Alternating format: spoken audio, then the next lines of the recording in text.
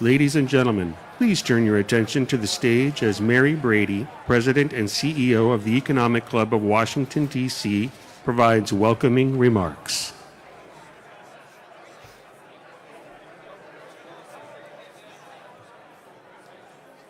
Good afternoon. It's so great to see everyone and the enthusiasm in the audience. Thank you, everyone. So I'd like to welcome all of you today to today's executive conversation at the Economic Club of Washington, D.C. Today's event is featuring Mark Clous, President of the Washington Commanders. So to get us started, I would just like to acknowledge a few special guests who are with us today. The Honorable Muriel Bowser, Mayor of the District of Columbia. Mitch Rales, Limited Partner of the Washington Commanders. We also have with us Mark Ein, Limited Partner, Washington Commanders. Sheila Johnson, Founder and CEO, Salamander Collection and Vice Chair of Monumental Sports. I'd like to thank today's event sponsor, Clark Construction, Samir Bhargava. Samir, thank you. Just a few quick notes to let you know what's coming ahead. We have on June 16th the signature event with Vicki Hullab, President and CEO of Occidental. At the beginning of that program, we will also be presenting our 4th annual Arnie M. Sorensen Excellence in Leadership Award, so I hope to see you all there. Finally, on June 23rd, we have our Scholarship Award ceremony. You're all welcome to come to that as well. More events to come, so looking forward to announcing those very soon. So I'd like to just take a few minutes to say we're very happy to have the mayor here today. She's now in her 3rd term. Mayor Bowser is investing in the future of the city by bringing the Commanders home to RFK. With plans to redevelop the campus with housing, parks and recreation, restaurants, and retail. Since taking office, the mayor has been very supportive of the Economic Club and especially its scholarship program. And Mayor, for that, we're very grateful and we appreciate your continued engagement. So let me now invite the mayor to the podium to make brief remarks. Following the mayor's remarks, I'll invite our Economic Club board member, Amy Gilliland, President of GDIT, for additional remarks. Mayor?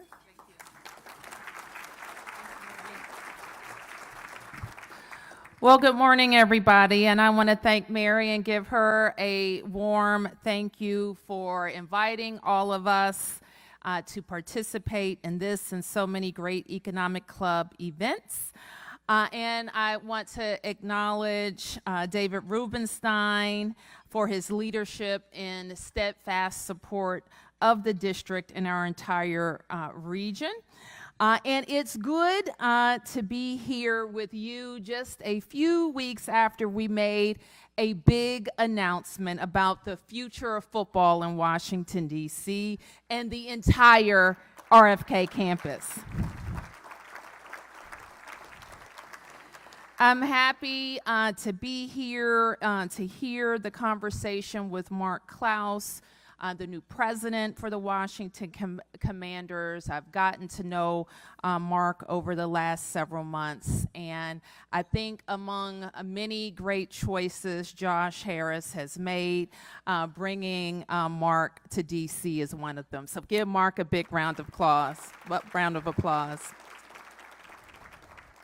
I also want to recognize our friends Mark Ein and Mitch Rales, who are part of the Commanders team, and I love to say that they've taken bets on Washington, D.C. for a long time. So thank you for your leadership in being a part of our business community. So as business leaders here, you know that a project of this size and scale and importance doesn't happen overnight. I personally have been working on this project for my tenure as mayor for 10 years. By laying the groundwork, we were able to seize the moment. We got I like to call it the Hail Mary, piece of legislation passed through Congress. And in talking about it to Josh that day, he said, well, Jaden can get a Hail Mary, we'll get a Hail Mary, and that's exactly what happened. And we worked very hard to get it to President Biden's desk and transferred to the District of Columbia earlier this year. We now have the opportunity to do something special and ensure that this land along the Anacostia is no longer vacant. It is developed and transformed into opportunities for Ward 7 and all of DC. We know that in my pledge to DC residents has always been we want to bring our football team home, and we will have a state-of-the-art world-class stadium. But that's not enough. In 180 acres, we want a mix of uses. And now that the legislation has passed the Congress, we're no longer limited to only a football stadium, but housing, an entertainment district, parks and recreation, and wonderful connections to the Anacostia River. So we know that that's a win, win, win. A win for the city, a win for the team, and certainly a win for that site and neighborhood. So I want to be clear also that this partnership is the fastest and shortest route to activating the campus and delivering for DC. At a time when we know we have to diversify our economy, we're in the midst of a changing federal landscape. We have to double down on the things that are working well for us. We have to change our business ecosystem so that we're attracting more investment, more business, more travelers, more workers, more residents of Washington, D.C. And we need to replace $350 million of economic activity annually. So I recently put forth my growth agenda, which will be included in my upcoming budget. And sports is a big part of it. It's why keeping the Capitals and the Wizards in downtown and the Washington Mystics at our Care First Arena. But it is also focused on the growth we need, jobs that have a proven track record, and we know that we have a proven track record in DC of investing in sports facilities that transform our neighborhoods. So we have been engaging with the council and our community about this project, and as people learn more, they're even more excited about this opportunity. So again, I want to say thank you to the commanders for really being great partners to work with to get to this point, and being partners with us in getting the land secured, but also in building a beautiful consensus vision for what we can transform these 180 acres into. Enjoy lunch and hearing from Mark.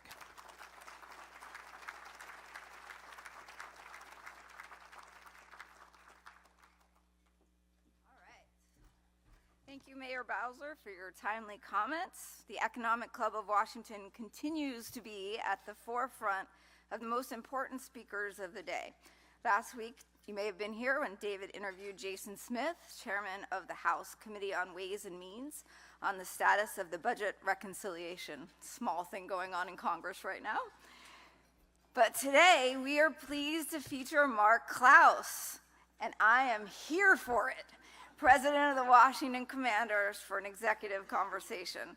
Mark will be interviewed by Economic Club Officer Larry DeRita, Head of Global Public Policy and President, Greater Washington, D.C. Bank of America.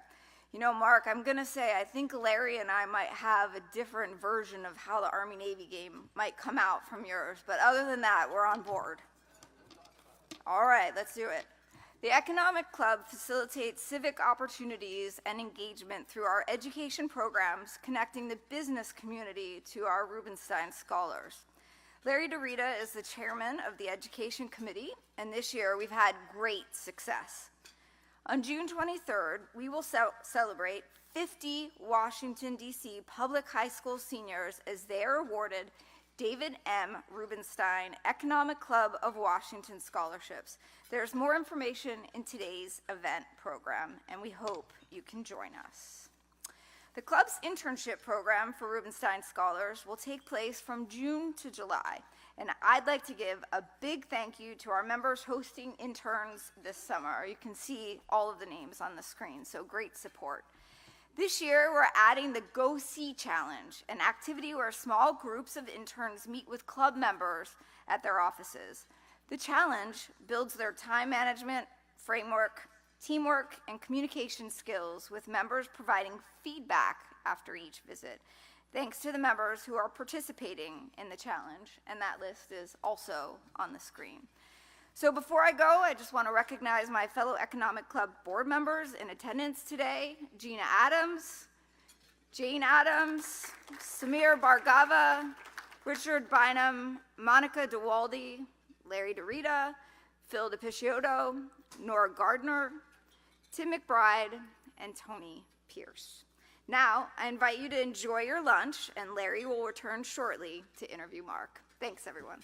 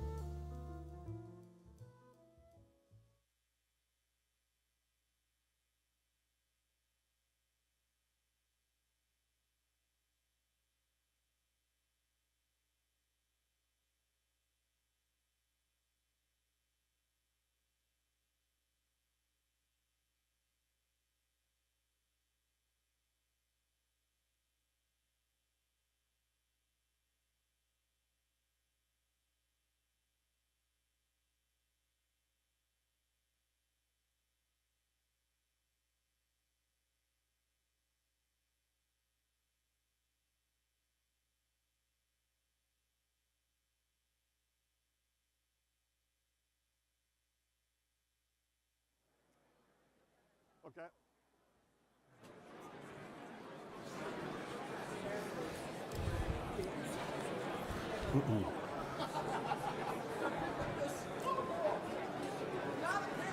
Well, thanks again for doing All right. it. All righty. I'm going to sit down. Why don't we get started?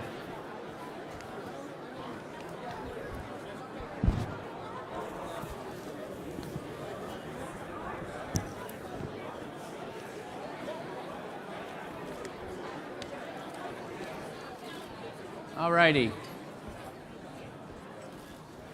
Thank you very much. Thanks very much for being here today. Thank you for coming. I'm Larry DeRita with Bank of America. Mark, thank you very much for being here. Great to be here. I want to particularly thank the mayor for gracing us with her presence and making those terrific remarks at the top. Mayor, thank you very much for being here today.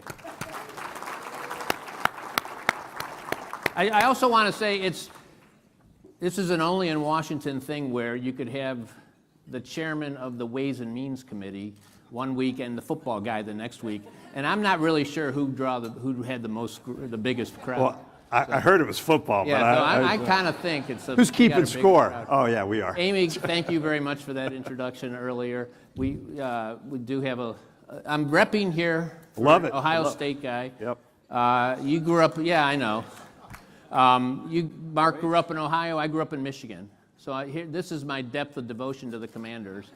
I'm willing to wear an Ohio State jersey to talk to a guy from Ohio. That's right. And I went to Navy, and he went to West Point. But Mark, thank you very much. Whole nother problem. I do. Yeah, that's a whole nother story. I want to thank my Bank of America Merrill teammates who are here today. It so happens, and I don't see him here today because he was trying to get in here from somewhere else. The co-president of Merrill Lynch, was a roommate of Mark's at West Point. So I can talk all about him then. So. He told me some stuff about you too. So, we dreamed this up. Mark was at the Army-Navy game at Northwest Field last fall. Amy was right in trying to remind. I couldn't remember how that turned out. I don't either. Yeah, I don't remember. It was a blur for all of us. But we talked about that then. Why don't we get together once you're in place and come here and talk to the Economic Club? So thank you very much for doing that. Yep. I do kind of want to start though directly where I was touching on already, which is your background a little bit. Yep. And you did grow up in Cincinnati. There's a long path, I'm sure, from Cincinnati. We'll talk about some of that from Cincinnati to Washington Commanders president. But why don't you tell us a little bit about when you grew up? You started out in Cincinnati. You were playing sports in Cincinnati high school. Yep. Grew up in Cincinnati and ended up at West Point. We'll get to all that. But tell us a little bit about your background in high school. Yeah, it was a great. I have a lot of fond memories of growing up in Cincinnati. In fact, it was a neighborhood that was flanked by two plants. There was a Procter & Gamble plant and a General Electric plant. If you know Cincinnati, that's not an uncommon view there.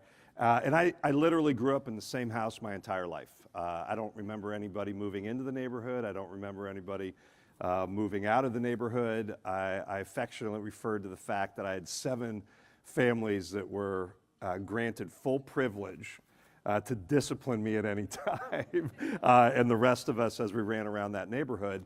And I grew up, a family where it was really faith, family, school, and sports, and not always in that order, depending on what night of the week it might have been. But What sports did you play? I played everything, but basketball was my best sport growing up and playing in high school. And playing in Cincinnati, and I think as many of us do, you spend a lot of my time at that time focusing on the things that I did not have, and as life has unfolded, I couldn't have been more appreciative for those values and those experiences that came out of that growing up in Cincinnati, and having a family, friends, well-connected around all the time. It was great. Did you always know, I mean, you're in this shadow of this kind of really good second tier, but really good university in Ohio. Did you always think, I'm going to West Point, or was Ohio State, were you playing at a level that maybe you could have gone to? True story. I believe I might be the only kid that ever came home and told mom and dad they were going to West Point. And true story, my parents were like, not Ohio State. I'm like, I'm not good enough to go to Ohio State. The reality is that what was important to me in high school, and I'd love to tell you that I had this like master plan drawn up in the bedroom in Cincinnati of where I'm going to go first and second. I'm going to be the CEO of this. I'm, going to be the president of Washington Commanders. No such luck. But I did have the foresight to know that wherever basketball was going to take me, I wanted to try to maximize the education. Yeah. And so the places that I looked at that basketball afforded me getting in the door of, West Point really stood out for me. So were you a recruit to West Oh, Point? I was a recruiter, Yeah. yeah. Oh, Okay. Make no mistake, there's no chance I would have gotten into West Not Point on your academic. without Mitch, Mark, don't get concerned. The team's in good hands. But I had no... Yeah, good. We should have done this before the interview process. No chance of getting into West Point. I actually have had people over the years say, well, how do you feel about that? Like, you use sports to go somewhere that you might not have otherwise or would not otherwise have been qualified. And, my answer is always the same. I am proud of it. Sports is a means in which to open a door to have access to opportunities that I otherwise would not have had is something I'm extremely proud of. It's about what you do with the opportunity once the door's open. Had I gone there and wasted that, yeah, I might have felt bad. But I think for me, it came at a great moment. I had no military background. I'm not even sure I could tell you I fully understood what I was getting into when I got there. But I knew it was a great education. I knew there was a focus on leadership, which from a pretty early age, I started to form a point of view of how important it was to develop as a leader. And then I loved the guys that were on the team. And I felt like it was an interesting challenge for me. So you were there. So you graduated from West Point. What year? I graduated in 1990. 1990. So you were there 86 to 90. Yeah, I was. Did you, Cold War's going on, did you think I might this is interesting, I might want to be a career military officer? Was that ever on your mind? No, not really. I mean, I'll be honest, what I loved about it, and I've said this many times, and I really do believe it's true, there is no better schoolhouse for leadership than the combination of sports and the military.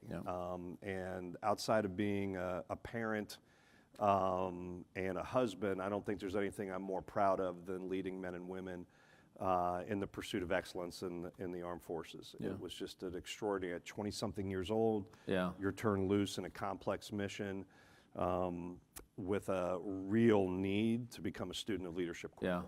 So at West Point, you played basketball for 4 years. You were there 86 to 90, so you overlap with a fellow at Navy called David Robinson. I did. Did you play? Did you play, David? Yep. David was a senior when I was a freshman. They were ranked, I think, 16th in the nation. Here's a great college basketball trivia question for my college basketball fans out there. David Robinson in 86-87 was number 2 in the nation in scoring. The question is, who was number 1? It was not me, I can tell you. I thought that's where you were going. I can tell we you have a hell of a story. Emphatically, that was not me. But it was someone who played with me at Army. So Army literally, the academies had number 1 and number 2 in scoring in Division I basketball in 1986-87. Kevin Houston was his name, 5'10", red hair, freckles. We called him Beaver, like Leave It to Beaver. And he was an impressive player, averaged 32 points a game.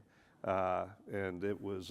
So it's interesting you say that because I did go back and check the year David Robinson played against you, so that would have been the 87-88 season, or 86-87 season, I guess. Yep. He scored 18 points, so your guy must have beat him out then. Oh, yeah. If you ever want... This true story. That game, big national TV game, had number 1 and number 2 at the 2 academies. It was a lot of fanfare, big Sports Illustrated article.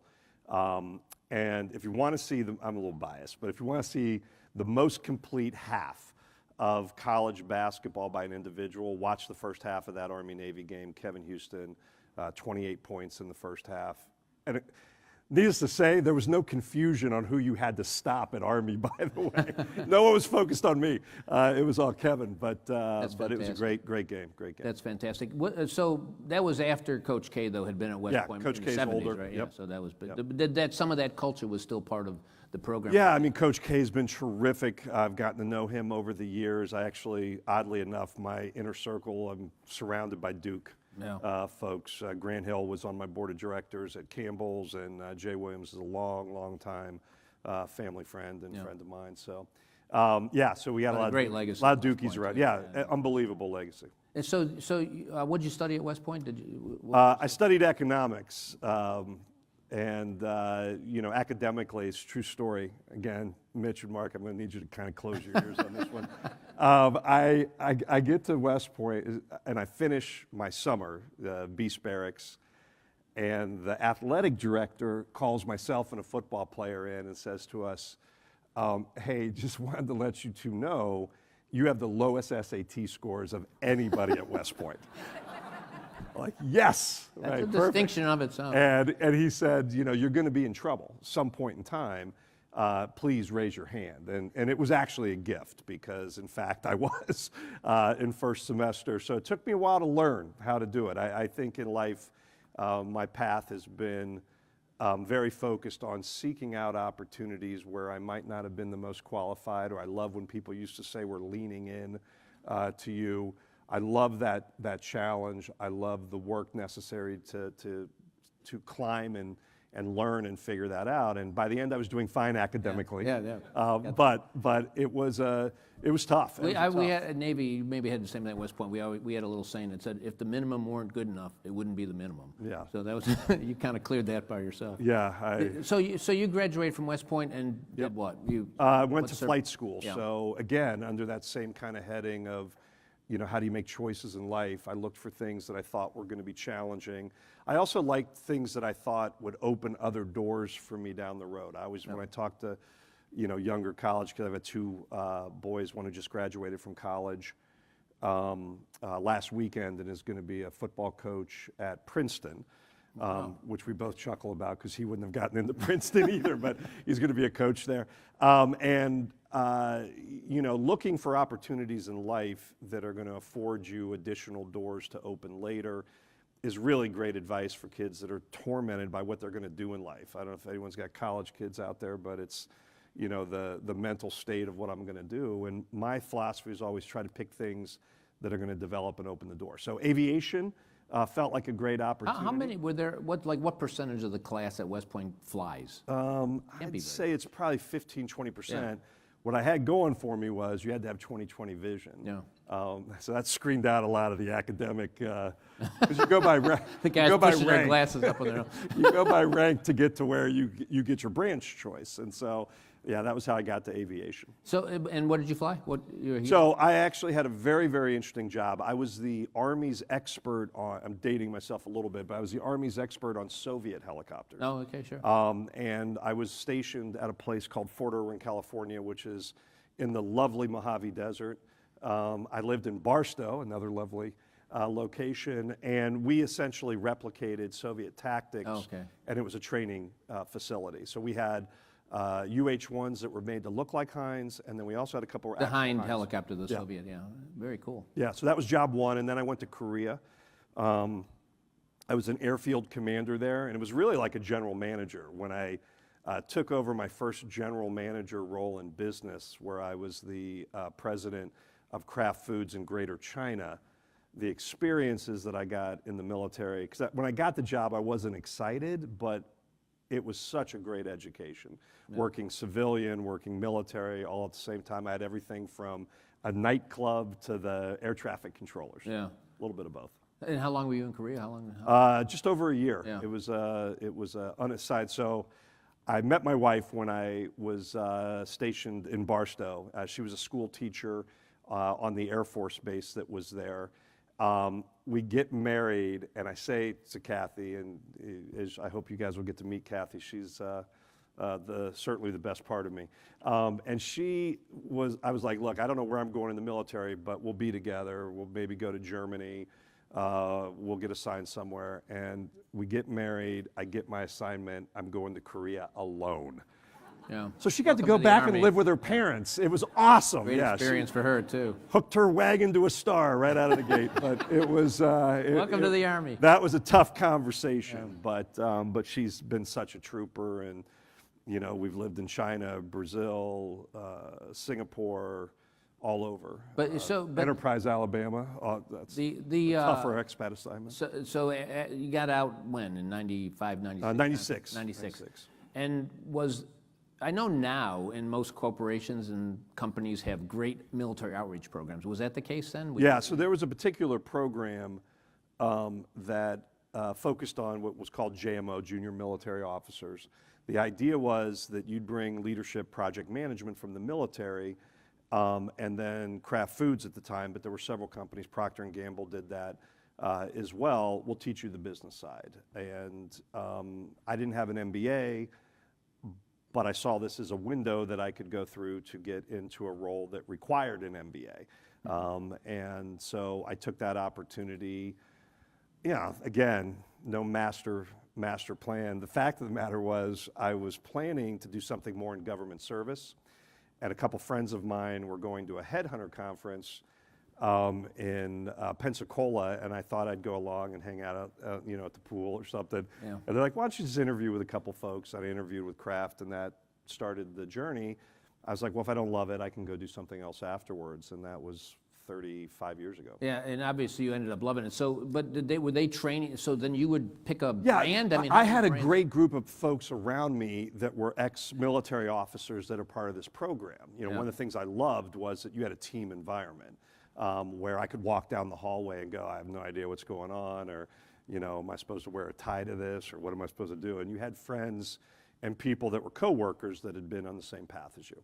Yeah. Did you? And so because you ended up fairly senior at Kraft, but did you pick a brand to focus on, or how did that work? No, I've actually worked on in my full time over 300 brands. I've counted them, and you move around. And so I started on log cabin syrup, and then I went to shake and bake. So I was clearly on the fast. I was on a fast track. Yeah, you were. I was going to say that's not just everybody gets shake and bake. So shake and bake, if it would have been 1965 when I was in the chair, it was rocking. Yeah. But, I still remember the commercial. That's and I helped. That shake and bake. Yeah, thank you. Wonderful memories. Everyone loved it back in the 1960s. Not so much when I was there, but good. I learned a lot. I made my way through the cheese division. Did you get to the mac and cheese eventually? Yeah, I did get to mac and cheese. DiGiorno pizza. You were a hot runner. I've had everything from Sour Patch Kids to Cadbury chocolate to Oreo cookies. I ran globally for a lot of years. We launched it into over 50 countries. Works everywhere you go. It's magic. Oreos. My favorite was sitting with the French team with them telling me why an Oreo will never work in France. I don't have a great French accent to deliver it, but I said, let's give it a try. Sure enough, like 6 months later, #1 grocery brand for. So you ended up quite senior. You ran China for. I did. Kraft. So I was at a moment in my career where I was about to get promoted to vice president, which was a highly sought after kind of level. I don't know exactly why, but you imagined it to be. And instead of taking the promotion, I decided to take a lateral move to Singapore and start to work on the international side. My view was at that time that for Kraft and food companies in general, globalization was just starting to ramp up. And I felt like the experiences of being overseas and learning a global mindset on brands was going to be important. So I went to Singapore, was there a year, and the greater China business collapsed. And right place, right time, but again, choose something that opens doors. I was there, and I got to step in my first role as running a unit. So I was greater China. I had mainland Hong Kong, and Taiwan. Were you there during the Olympics? I was there right for the run-up to the Olympics. Okay. And that's a sore topic for me. Oh, okay. Let's go then. Yeah. So I had signed the Olympic Training Center as we were the official snack of the Chinese Olympic Training Center. And Yao Ming was our Oreo guy, and got to know Yao really well. He's great. I mean, he's just best sense of humor. I got a great picture of us shooting around at the training center. I look like a 6-year-old that's wandered in off the street. The man is huge, hand, jaw, everything. So we had tickets to everything. Like I mean, I was like gold medal game for basketball. I had swimming. Michael Phelps was swimming. Yeah. Literally 2 weeks before the Olympics started, there was a complete meltdown in the Brazil business, a compliance issue, like really, sticky stuff. And the phone rang and said, "You got to go now." Oh, too bad. And so my friends enjoyed throughout that Olympics calling Your finals, me yeah, right. and going, "Hey, guess where I am?" I could reach out and touch Michael Phelps right now." I'm like, "I'd prefer you not to do that," but yeah, thanks. So I missed the Olympics, but it was an extraordinary time to be there. I was in Beijing actually, and the build up to the Olympics was fairly amazing to watch. Yeah. How a country mobilized, and wherever you may stand on China, but their ability to bring to bear the work needed to accomplish goals was pretty astounding. Yeah, no doubt. What was your team? How big was the craft It presence? was about $1 billion business Yeah. there. Wow. We had probably 500 people. Yeah, that's impressive. But so Brazil after that? Brazil, much larger business. Yeah. We had the largest chocolate business in Brazil. It's a very, very chocolate-like oriented country. Literally, people buy Easter eggs. They're the size of footballs on terms at a Carrefour or a grocery store. You go in 90 days, same as cash, to buy chocolate. And it's extraordinary business. And so I was there for almost 3 years, and another just great culture, great experience. It's continuing in food products, continuing in consumer products. You end up as CEO of Campbell Soup. Yeah, so I Biblical climbed a foods in between, yeah. few different roles. We spun, for those that know Mondelez. Essentially, what we did was, first, part of a hostile takeover of Cadbury, one of the few that ever happens in food. Most of us are happy-go-lucky food people, but that was an interesting one. Warren Buffett was a major shareholder of Kraft and did not like it. I've had the pleasure of working for some amazing CEOs, Irene Rosenfeld, watching her navigate that, unbelievable, but absolutely the right thing to do. And then we split the company into two. We essentially spun Kraft Foods off, and we stood up Mondelez as the global business and the snack business. So Nabisco, I ran Nabisco as part of that, and then was part of the team that stood up a new organization. It was interesting. Then I did Pinnacle, which was more of a private equity model. We gathered up a bunch of neglected brands, Bird's Eye, Duncan Hines, Vlasic Pickles, breathed new life into them, and then sold it to Conagra Foods, one of the most successful private equity food ventures ever. Very, very, very interesting, taking old brands that had lost their way and kind of breathing life, and that is how I ended up at Campbell's. But Campbell's has this great legacy with the NFL, predates your time. Oh yeah, it's, I think, 27 years of chunky soup with the NFL. And it is special. I mean, I've worked on businesses that had far bigger budgets, but like I would go to the Super Bowl, players would find me with their mom. With their mom, yeah, right. In tow. Like, my mom can act. Watch, Mom, act.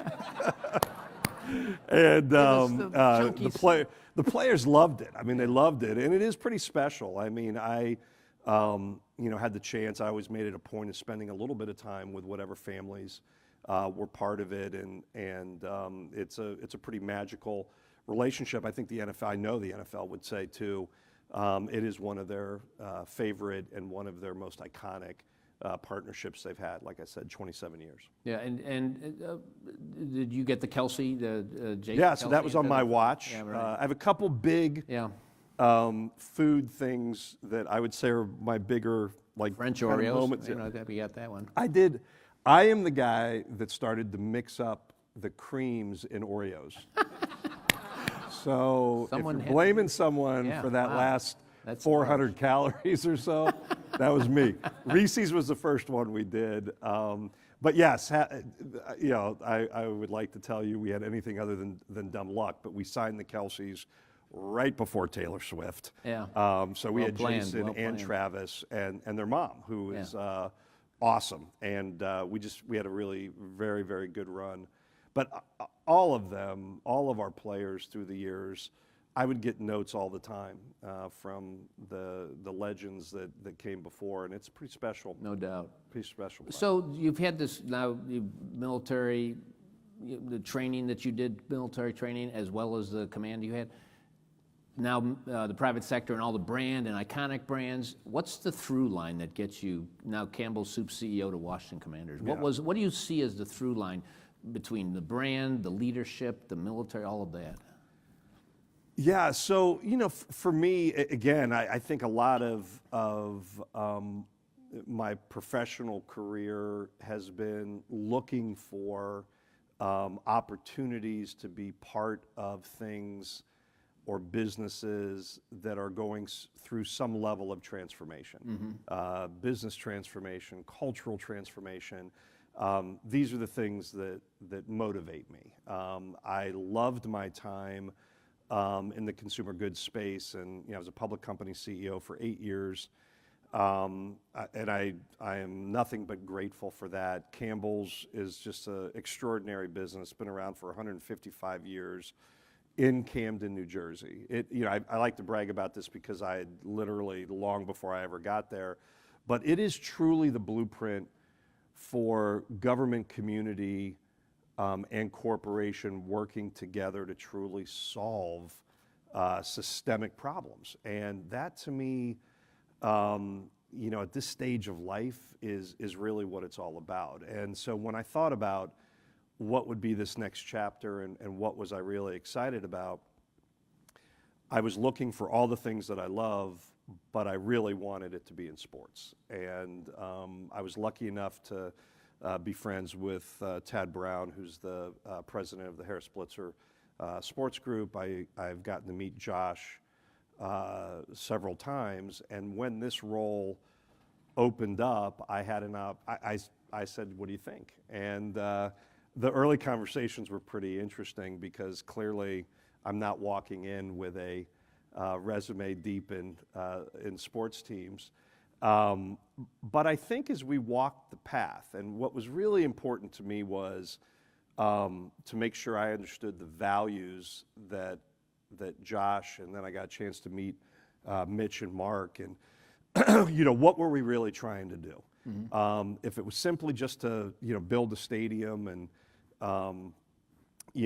drive some sponsor revenue, and honestly I wouldn't have been interested. But the vision that Josh and the rest of the ownership group had was really to try to do something much more than that. Certainly transforming a business that, again, not unlike many businesses I've worked on, had wandered a bit off the path.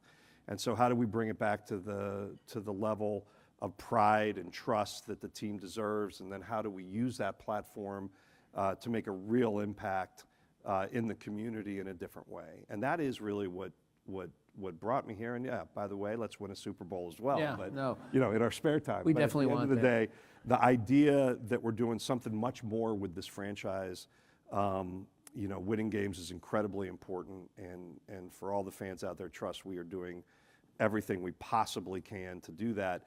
But we also sense a very great responsibility as the stewards of this team for so many fans, and returning it to a level that it deserves, which we see as absolutely the best franchise in all of sports.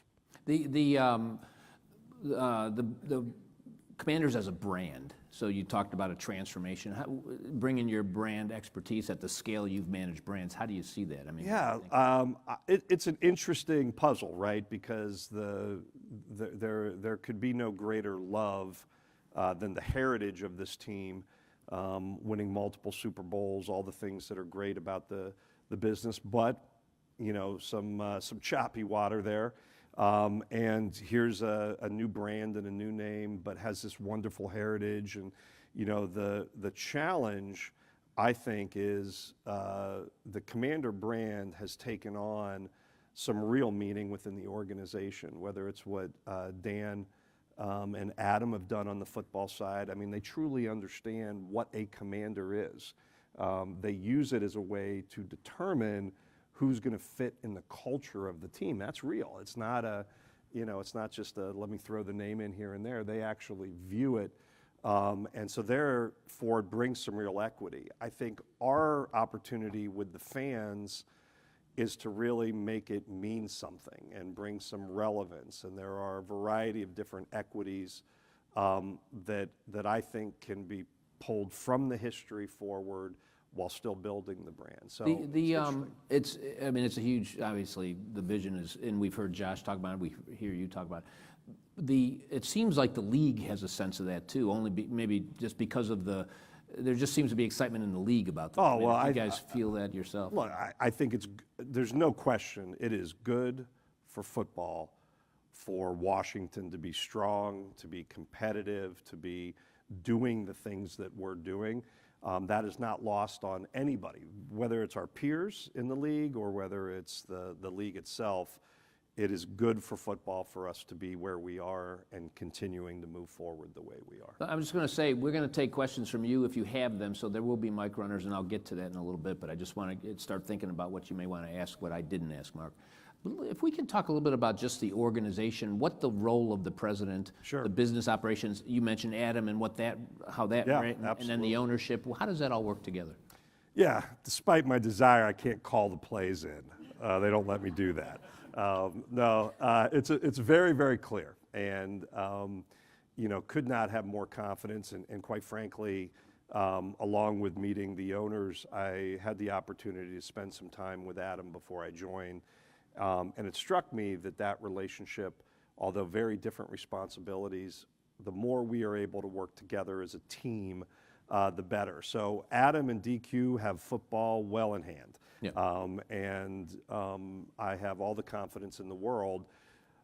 My function is really to then build the rest of the business, and that both supports and amplifies the football, but also does the things that we aspire to do, whether that's in the community, whether that's building a new stadium, and how we build the business. I do think this may not be a surprise to everyone, but it is to some.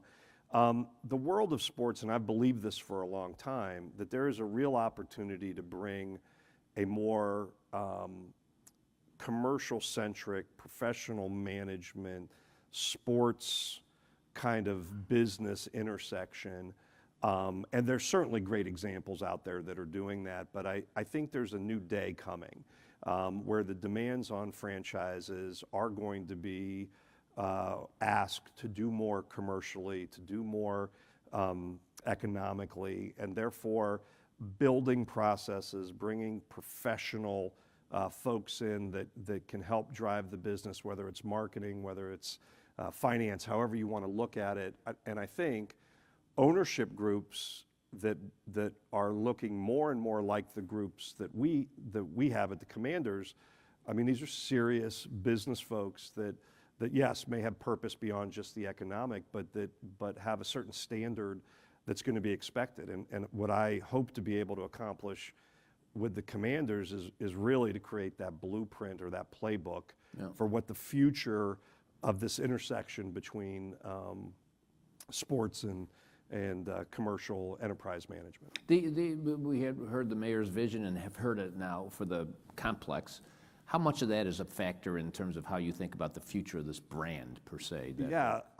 And the business that you just talked about. Yeah, I mean, the first thing I just would say is that having an opportunity to hit the ground in the district and spend time with the mayor and the mayor's team, I've been part of hundreds, I guess, negotiations and partnerships, and I've just been incredibly impressed with that team. I'm not just saying that because we're here, But it is a great team. I know Beverly, I saw Beverly in here. Where's Beverly? So, getting to know Beverly, getting to know Sarosh, getting to know Nina, the members of the mayor's team. I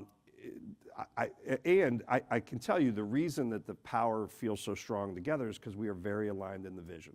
And this is about much more than just simply building a stadium. Right. This is an opportunity to take 180 acres that should be the crown jewel of the district and turn it into both an economic and community engine that is going to be absolutely part of the roadmap for the future. And I think we've got work to do, of course, but I think that aligned vision and the aligned values are what's making this such an effective collaboration. If you could kind of do the micro look, what's a fan experience going to be like when you're at that? And then the macro look, what's the city experience going to be with that complex? Yeah, I think the fan experience. We were very lucky to have a couple different municipalities are really excited about us as a franchise. We are incredibly grateful to the state of Maryland and the governor and the leadership there.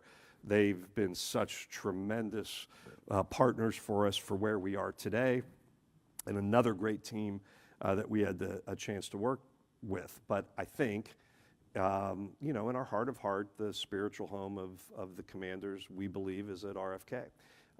And I think the vision is this amazing opportunity to bring that heritage that I talked about, but also with that look to the future.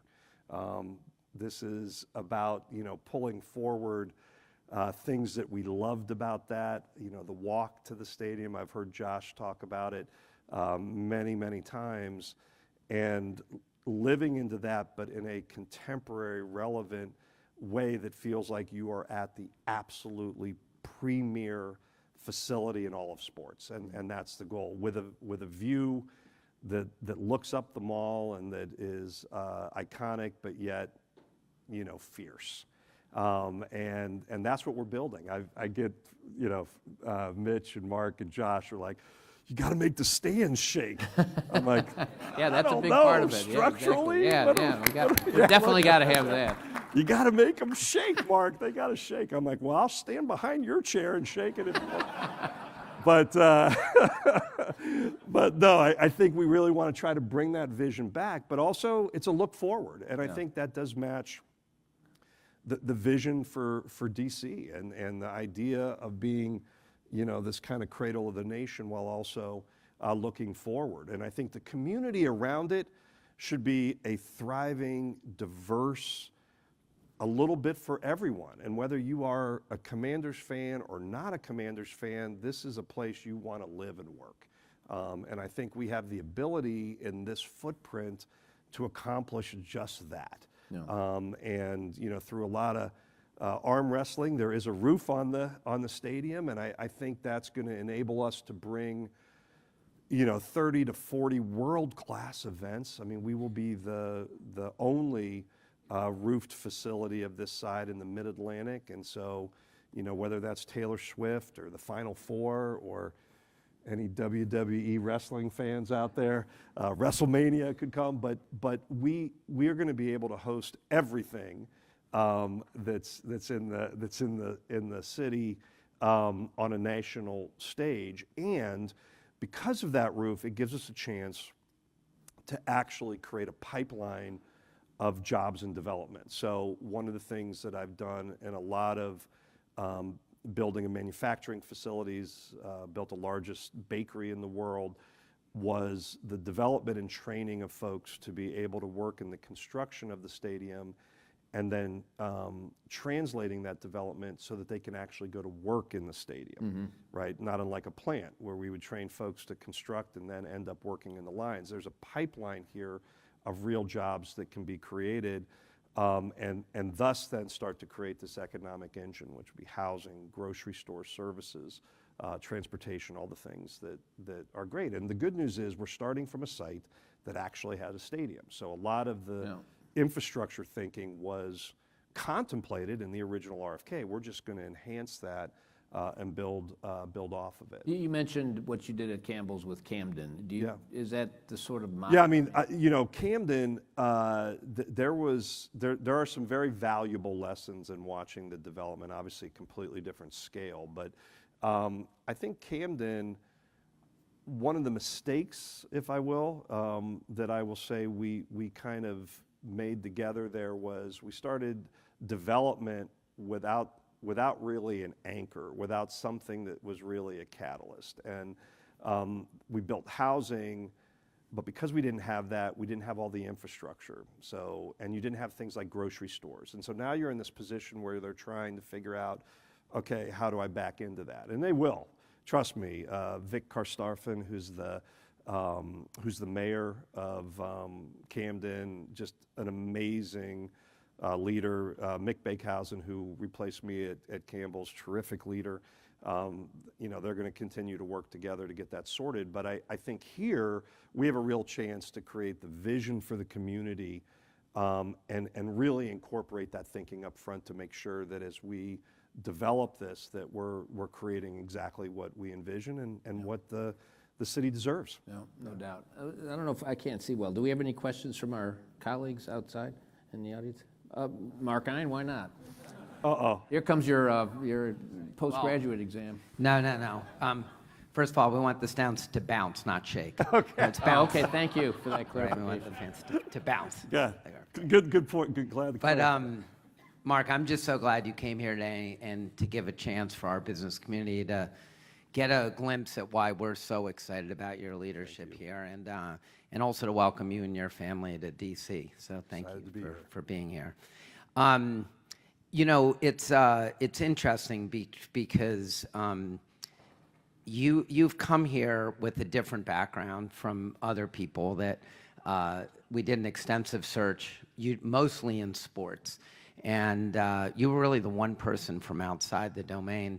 And all your talking about your SATs and whatever, you are the quickest study I think any of us have ever seen, and bring this really high level of IQ and EQ that's really extraordinary. And I'd love your thoughts, because we all deal with this in our businesses, about bringing people who have domain experience as leaders, or bring people who are just leaders who don't bring it, and how you think about that, and how you've been such a quick study. Have you come into something that you didn't have the real domain experience, and hit the ground running and been so successful so quickly?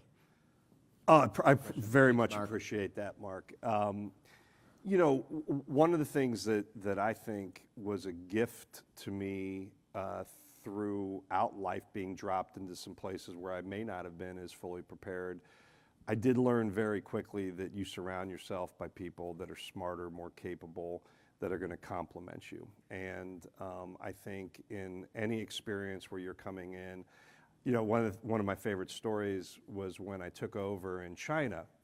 I remember I was doing my first town hall.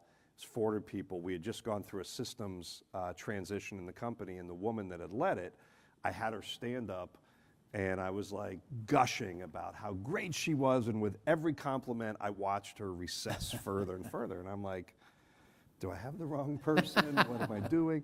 So I get done, and an individual that had been in China for a long time was my head of HR, and he came up to me and he goes, Mark, you can't do that. In China, it's all about the group and the team. You don't single people out. And although you may not see the relevance in this moment, it was humbling, but it was incredibly insightful. Yeah. And so what it told me is you need to put people around you that will help you navigate worlds where you're not as familiar. And use that then to quickly get to a clarity of destination, to know what needs to be possible to succeed in our journey. So as you and Mitch both know, we've spent the last 90 days going through a strategic planning process to really create a destination for the business for the commanders. What that does is that enables you then to say, okay, well, what will need to be true to achieve that? And that allows us to figure out who do we need to bring in and what skill set. And that skill set may be best suited coming from sports, but there may be some things that are best suited coming from other places. And then at the end of the day, I want great leaders. I want great athletes that are going to be able to adapt and learn. You know, I want great commanders to come in and work on the business side as well. Thanks, Mark. Other questions from the colleagues out here? I have a couple more of my own. Why don't I ask you, so you came in, I would say, well done, since you came in February, got the stadium, you went to the NFC Championship, all the things. Is Coincidental? I don't know. Well done. Yes, coincidental, by the way. But, so how do you build, in other words, do you think, you don't want to say success is too fast because you want it whenever you can get it, but are you a little, how do you think about that now? What do you do to deliver on that? I'm a big fan of the concept of fixing roofs on sunny days, right? Yeah. So let's foot to the gas and really drive and get all of the things in place. Use it to attract talent, right? Use it to continue to build stronger relationships in the community with many of the business leaders that are in this room. And you know, certainly our goal is single-minded in nature, that we're going to win football games and we're going to be competing to win championships year in and year out. But we also need to make sure that we are the most trusted, the most respected, that you can be proud to be a partner of the Commanders, and we know that we've got work to do, and you know, we're doing it, and we're going to make sure that beyond the football, we're always going to be doing things the right way, and so that, you know, if you're partnering with us or that you're working with us, you can trust us to be the best, you know, possible partner in sunny days and in rainy days. You talked about how the coaches, Dan and the others, have a view, what's a commander. How much of that, there's always been a great legacy in Washington with the military. Yeah. You've got your own military background. I thought, my last rank in the Navy was lieutenant commander, so I thought when you guys named them the commanders, it was perfect. But what's the military tie that you feel opportunity going forward? Yeah, I mean, despite the Navy. Yeah, no, like, hey, no, look, I will tell you, it's true. Like when I was in the military, we didn't have nearly the entertainment options that our soldiers do today. You know, we watched Armed Forces Network, and when Armed Forces Network had a football game, it was the Washington Redskins. That's who it was. It was Washington, and it was usually us or the Cowboys. And but when you thought about the military team, it was Washington. Yeah. And why not? We are in a city where there are so many tremendous ties to the military, and you know, it's an opportunity, I think, to be utilized as part of the equity that we develop. And you know, when I think of commander, you know, we talk about this sometimes. You know, anybody can be a warrior, right? Anyone can be a soldier. Anybody can be a warrior. But you've got to be a leader of warriors to be a commander. Okay. And that, I think, is something that is an opportunity for us to kind of step into over time. Yeah, exciting. The schedule this year, it's clear, like we talked about, the NFL sees something special in the Commanders because you have 8, I think, premier games, no 1 o'clock games in October, November. Overseas, Christmas. I mean, it's a super impressive schedule. How's the overseas piece of it fit in? I mean, in the Madrid, that's the first time, right, for the Commanders? It is. Yeah, we are. You know, we're excited. It's, you know, it adds another dimension to the planning. But I can tell you, and by the way, if you have not bought your plane tickets to Madrid, I recommend you get on and buy your tickets. They are going fast. But I think it's a great, you know, the NFL has a vision, obviously, and as the league does with everything, a very thoughtful, well put together view of how we build the fan base of the sport of football across the globe. And a very important part of that are these games that are happening in cities around the globe. And this year we'll be playing the Miami Dolphins, who's a home market Spain, and you as a team can apply for home market status in different communities. In fact, we applied this year, and UAE will be our home market for the future. But at the end of the day, I think this is important for the game. I think it's good for the NFL to be playing games. They've been extremely well attended. So I would say we're excited about it. We see it in another challenge. And to your point, it's a big stage. Yeah, it's exciting to hear what's about UAE. So does that mean eventually there'll be football over there? Yeah, the timeline, obviously, what will happen is the early stages of these development means that we'll be there with a presence. So we'll be investing in flag football, watch parties, activations, start to build the grassroots, if you will, of the sport. And then we need a facility there that's capable of hosting football. But as we know, UAE loves sports. They've truly been amazing to watch in a variety of different sports, World Cup, F1. It's pretty impressive, and so that will be the future. And it's we're doing that with the 49ers and the Rams, who are also have UAE applied and accepted that role. That's exciting. Yeah, exciting stuff. Very nice, Mark. I first want to thank the Economic Club, Mary Brady and her team. You do such a wonderful job. Thank you very much. We want to welcome you to the Economic Club, so thank you, and thank you very much. Welcome to Washington, that place where you came from. Do they still play football up there? I don't even remember. No, Yeah. not well. But we're delighted that you're here. Thank you very much. Thank you to the ownership. Thank you very much. And Mayor, thank you again. We do have a little gift, a little parting gift, so I think we get a picture of this here. So. Thank you.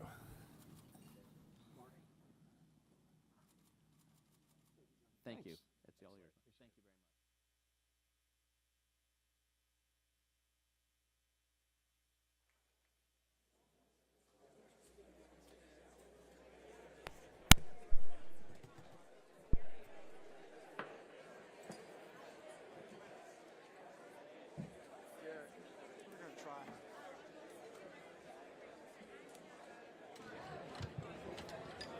Worst you can say is no.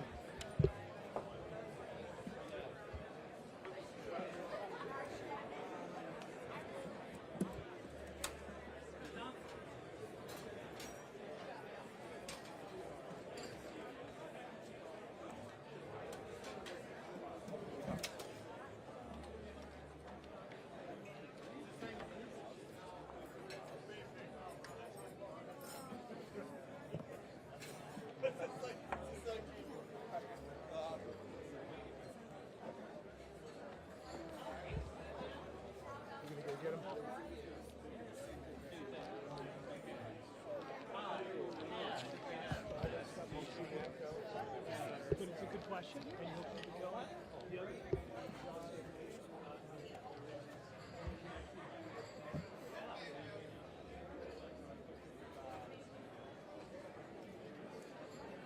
guys? Sorry, Mark Clous won't have any time for questions, so he's heading out shortly. So apologies.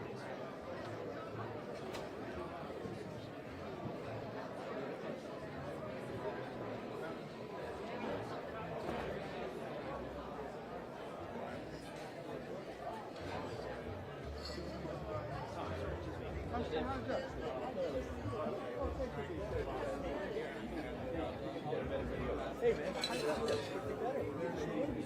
Yeah, I think we should get a better deal. It's like these people have no understanding. We should get a better deal. Oh, sure. Yeah, how? Tell me how. Yeah, just wait a minute. Check for $1 billion, right? We just say hand them that. Oh, we're looking for Mayor. We're not even close. The mayor will not also have time. You guys can wait outside of this.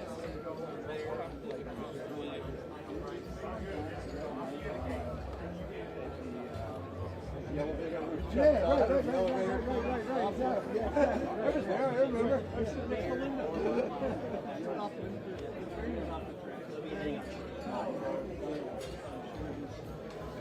Remembering how baseball got done.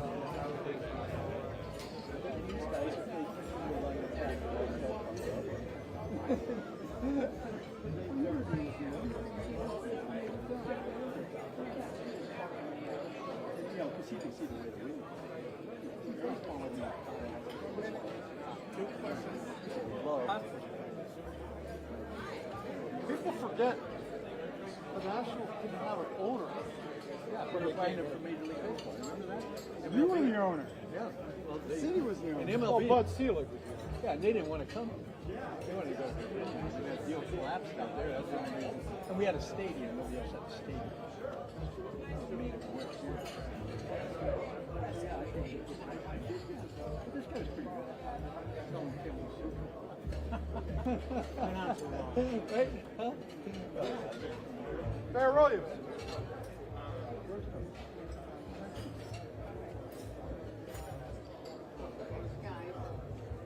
Trying to meet with the Economic Club members right now, and he's not really. Bear Williams, come on over. Bear Williams, come on over.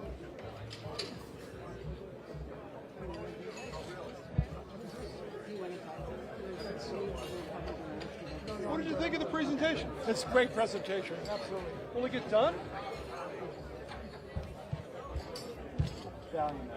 You took the air on my balloon. I just wanted to make sure he knew what he was walking into. I apologize. Talking to friends, that's all we got to do. You can tell him that, man. You ain't got to tell him why y'all sitting over here like that.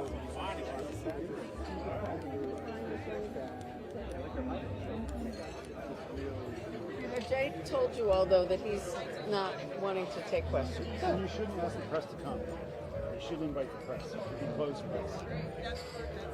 You don't want the press to act like the press. You shouldn't invite the press. We invited the press to cover the event. That's what we're doing. That's what we're doing. We ask questions when we come in. You don't want the press to ask questions. You should not invite the press. Just a thought. The Economic Club does not have control of the press. You don't have control over the press, are you? Try as you want.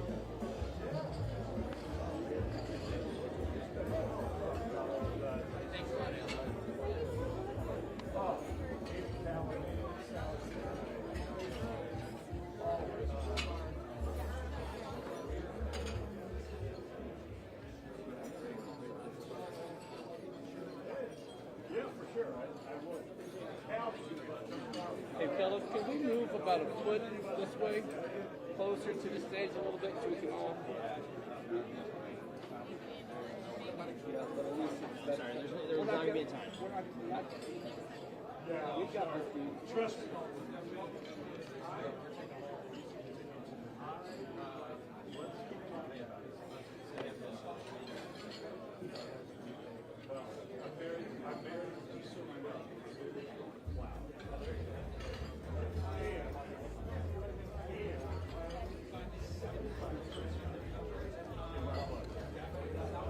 Getting a big Ocean's 11 vibe off of the music right now.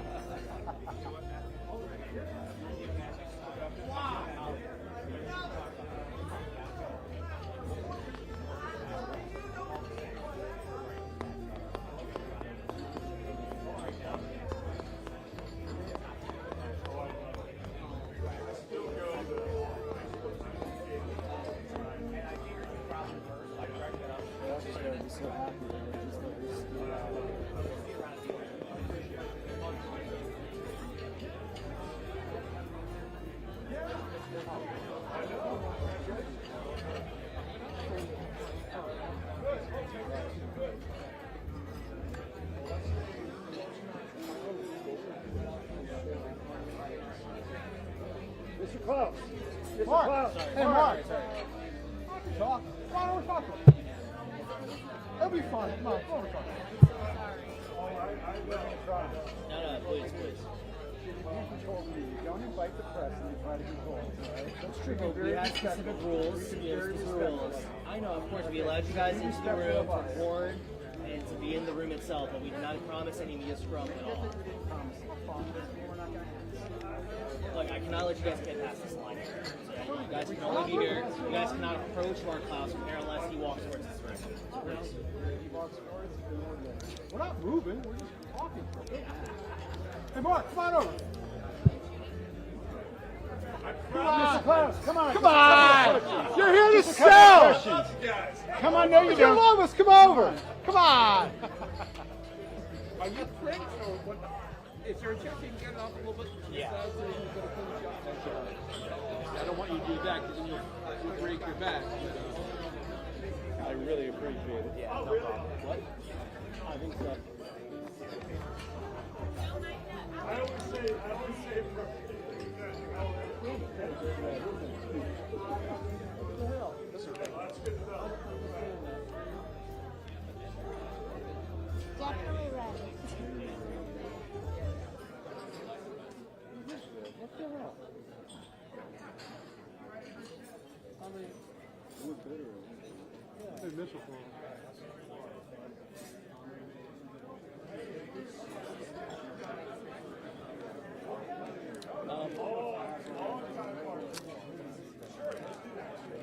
Hey, watch Channel 9 over there.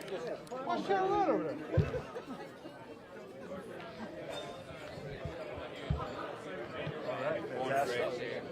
How'd you think it went? I thought it was great. Always, it's a good day when I get to talk about the Washington Commanders. I mean, do you feel the momentum, enthusiasm that's going on right now, or is it? The last couple of weeks seems like there's a page that's been turned. I think there's a lot of work still to do, but building off the momentum of our football team and the great job that Adam and Dan have done, and Josh's commitment to making sure that we're doing everything we can. It's been a pretty good couple weeks. All right, guys. Are you open to extending the deadline past July 15th? Chairman has said he can't make that deadline. I'm not doing any stadium conversation, but it's good to see everybody. Okay. Hey, we'll set up some time. I do want to spend more time with you guys for sure. When will you do that? Because we've been asking. Yeah. Okay. Let's make sure. Come on, guys. What is this? Let's say.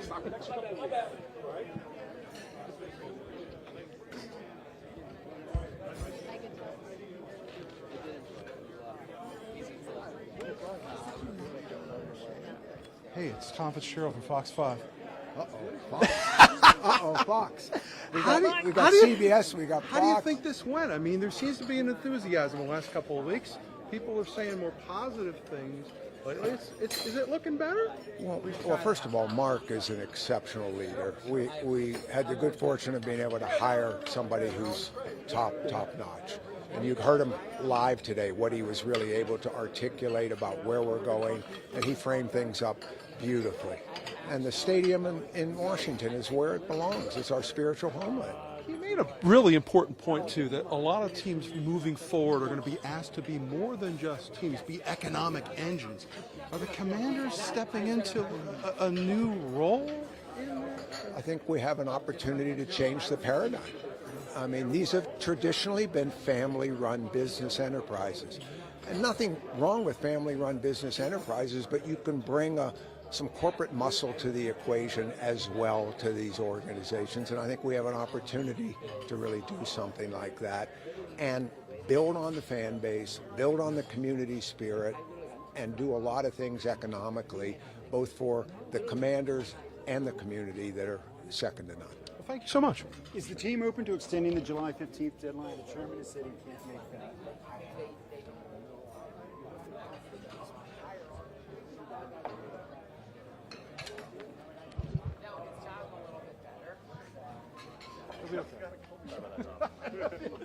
Hey, Mark. No, for sure. All right, let's talk tennis, and there's a lot going on in that. All right, yeah. We gotta get these guys. Oh, I gotta talk tomorrow.